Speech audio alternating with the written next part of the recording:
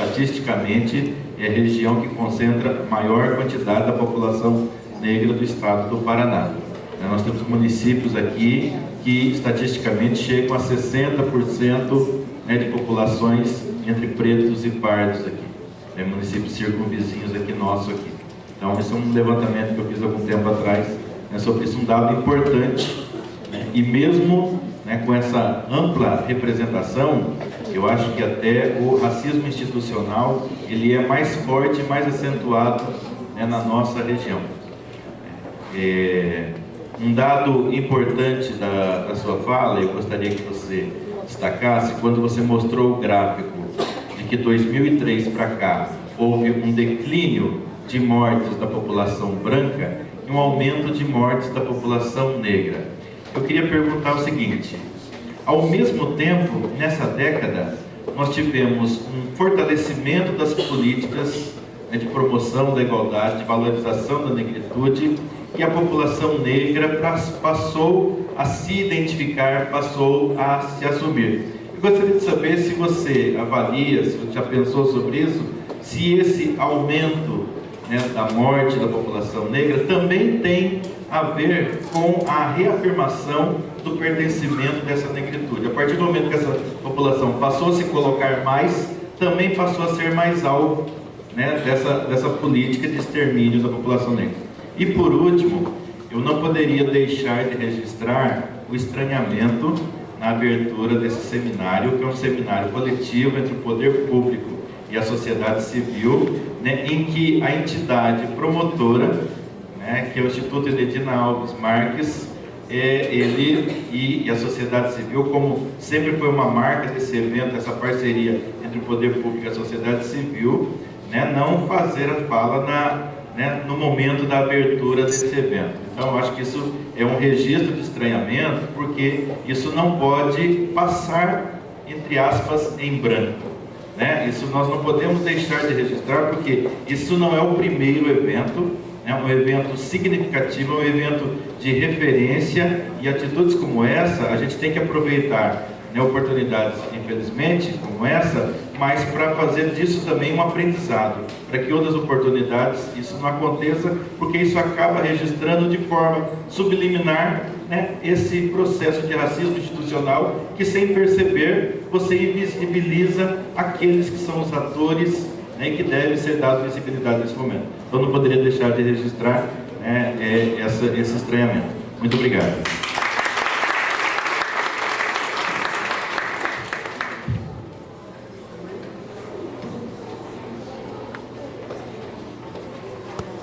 Bom dia a todos, bom dia a todas.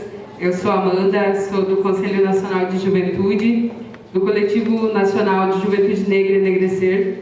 E a partir desse tema, eu vou fazer algumas contribuições e também algumas provocações, já parabenizando a Eliane pela brilhante fala, acho que muito pontual, muito cirúrgica mesmo, caracterizando o racismo na vida da juventude brasileira. Acho que trouxe vários elementos importantes, assim como já delimitou a importância do Plano Nacional de Enfrentamento à Violência contra a Juventude Negra, a Juventude Viva, Acho que a partir desse diálogo, gostaria também de fazer a contribuição para que nós, jovens negros e negras, possamos, não apenas no espaço do conjunto da política nacional que vem sendo elaborada, mas nos espaços locais. Por exemplo, em Maringá, em Sarandi, nas demais cidades, que nós possamos organizar os nossos coletivos, fazer o debate com o governo, com os governos municipais, para que a gente possa efetivar planos e políticas também locais. Políticas que possam organizar a nossa relação no ambiente escolar, como dito aqui, tem várias escolas representadas, que o racismo se estabelece no cotidiano. Quando a gente escuta, por exemplo, em espaços de juventude negra, adolescentes, jovens, dizendo que no momento da sala de aula, do ambiente escolar, eles são apontados como a ponta da linha da evolução humana, ou seja, os macacos e as macacas. Que isso é frequente nas nossas salas de aulas. E por que é que nós não conseguimos estabelecer um debate específico de implementação da Lei 10.639 nos nossos espaços?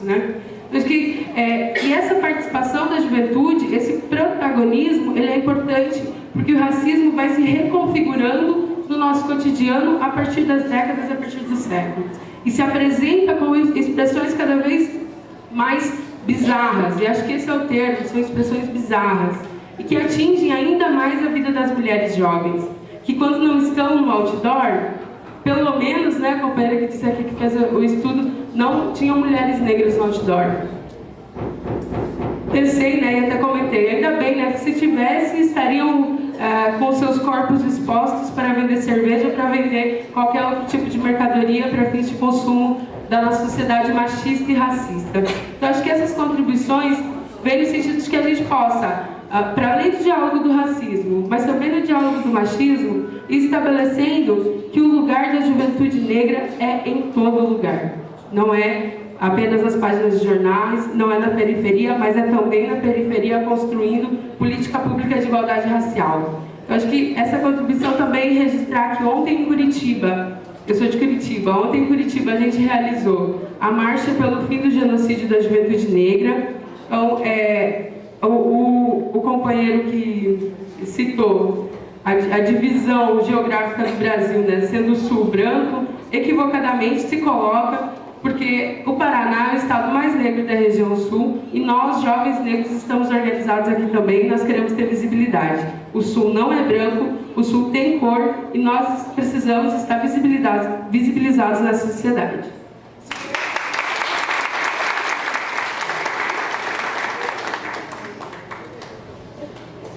Bom, muitas contribuições nós temos, né? Nem todos foram perguntas, então a Aline... Só teve uma pessoa que eu não consegui anotar o nome. Eu vou até perguntar o nome dessa pessoa agora. Aquela que, quando chegou a Maringá, fez a pesquisa do outdoor. Qual é o nome? Patrícia.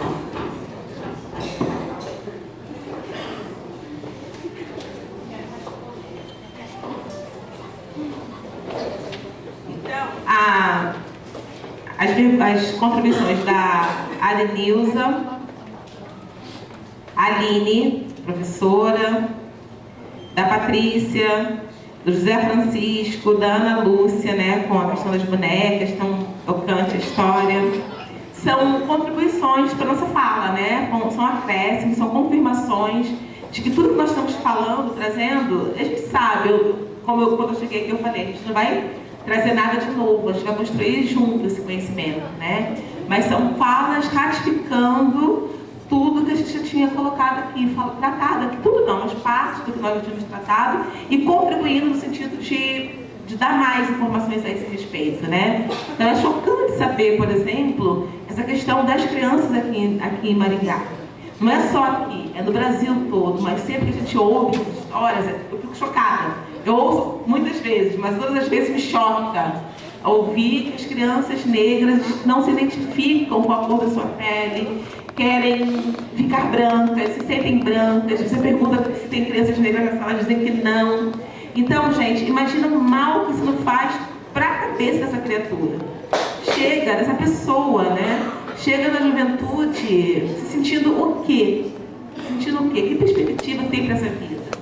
Olha que coisa difícil. Então, as pessoas, alguém falou que professores brancos não se sentem responsabilizados por esse processo, mas que pensam que quem tem que provocar esse debate são os professores negros. Isso não é verdade. Isso não é verdade. Professores negros e professores brancos têm que tocar nesse assunto, né? Nós, brasileiros, que percebemos, discutimos isso, independentemente da cor da nossa pele, é uma guerra, é uma luta que é nossa. É uma luta contra um monstro imenso, que a gente precisa tratar, negros e brancos. Então, não é responsabilidade dos negros apenas falar sobre isso. A gente quer falar, a gente vai falar, nós estamos falando, estamos juntos falando, não queremos coloquem a mordaça nas nossas bocas, vamos falar sobre isso, escrever sobre isso, tratar desse assunto, pautar esse assunto. É um dever nosso enquanto negros, sim, mas também é dever de todo cidadão brasileiro. Se no passado queriam fechar nossas bocas para não falar, não deu certo a estratégia, estamos falando já. E queremos junto conosco os outros brancos falando também. Certo? Eu acho que é por aqui. E a gente percebe, então, a imensidão do trabalho que temos à frente, né? Temos que fazer, estamos fazendo, e que temos que fazer para recuperar esse desejo e essa autoestima da criança negra por sua por ser quem ela é. Né? Então, acho que essas falas foram nesse sentido. O Luiz me perguntou sobre cotas. Falou que aqui na UEM as cotas são sociais e não raciais, e que eu fale um pouco sobre políticas de cotas, não é verdade? Bom, política de cotas não é algo simples no Brasil. A gente tem políticas e não tem uma cara única. São vários tipos de políticas que nós temos no Brasil. As sociais, elas são muito bem-vindas, porque nós sabemos que o Brasil é dos países mais desiguais da América Latina e do mundo. Desses países, assim, é um absurdo o Brasil ser a sexta economia do mundo, e quando você pensa em igualdade, desigualdade, indicadores de desigualdade, ele está lá no rabo. Quando você pensa em economia, ele está lá no cabeção dos países, das economias maiores do mundo, e quando você pensa em nível de desigualdade, ele está lá nos rabichos, nos piores países mais desiguais. Então, as cotas sociais, elas são bem-vindas no Brasil. Mas, como eu falei na minha fala, como eu tinha frisado na minha fala, as políticas universais não dão conta do substrato racial, do substrato da discriminação. Então, nós, os negros, estamos na sociedade, como nós sabemos, né, expostos não só à discriminação em função da nossa classe social e as dificuldades que advêm dessa questão dos lugares geográficos, dos territórios que ocupamos em nossos municípios, mas também da discriminação racial. E aí as cotas raciais se fazem necessárias. Se fazem necessárias por várias razões. Uma delas, a que mais assim, me atinge, a que mais me fala, é a questão de nós criarmos representatividade. Eu estou sempre preocupada com criança e juventude negra. Estou sempre muito preocupada com gerações que podem se perder. Minha questão é, vamos perder mais gerações? São mais meninos e meninas negras que nós estamos colocando na mira da polícia militar, da polícia federal? Isso me espanta. Então eu sempre penso numa possibilidade de perspectiva para novas gerações. E nesse sentido, as cotas raciais, elas vão criar representatividade para essas crianças. Elas vão ser representadas em lugares em que elas não estão representadas. Sabe, eu tenho uma amiga, uma grande amiga de rede social, Roseli Rocha. Ela fala, Eli, eu concordo com cotas raciais, ela é bem de cotas, mas assim, eu já estou começando a reconsiderar isso, porque o que adianta ter um neguinho lá que vai massacrar outro neguinho? A gente vê isso acontecendo, né? Eu concordo plenamente com ela pensa numa questão mais socialista, um socialismo, né? E eu falo, Roseli, eu concordo com você, eu vejo a importância do que você está falando, eu concordo em parte, mas eu me preocupo muito com as crianças que não se veem representadas nos espaços de poder, nas posições mais desejadas do país. Então, se lá vai ter negro, que infelizmente isso é verdade, que a gente vive num regime capitalista, que vai massacrar outros negros, isso é verdade. Mas ao mesmo tempo, dando a oportunidade da criança ser bem representada naqueles espaços. E é nessa perspectiva que eu analiso, e aí eu vejo, eu sou muito a favor de cotas raciais, cotas sociais e raciais. No Brasil, eu sou a favor dessas duas, ambas as cotas. A gente tem um substrato dado o fato de que a sociedade brasileira é uma sociedade extremamente desigual, né? Independente da cor da pele das pessoas. E aí, quando você põe a cor da pele, essa desigualdade agrava, mas tem essa desigualdade anterior. Eu sou a favor de cotas sociais e raciais, então. Penso que Maringá e o movimento sociais de Maringá tem que estar colocando essa questão em pauta e discutindo com a UEM, não é algo simples, mas também não tem outro caminho. A gente está discutindo e tentando construir juntos a cara dessa política que vai criar de cotas raciais que a UEM vai adotar. Mas sem pressão, eu acho que a gente não consegue, é só pressionando mesmo. Não sei se eu respondi. E uma outra questão que foi colocada pelo Celso, com relação àquele gráfico que eu mostrei aqui, em que a partir de 2003 decresce o número de mortes na juventude branca e aumenta o número de mortes na juventude negra. Na verdade, se o fato de os negros estarem se autodeclarando, né, se autoidentificando como negros nos censos, né, e outras pesquisas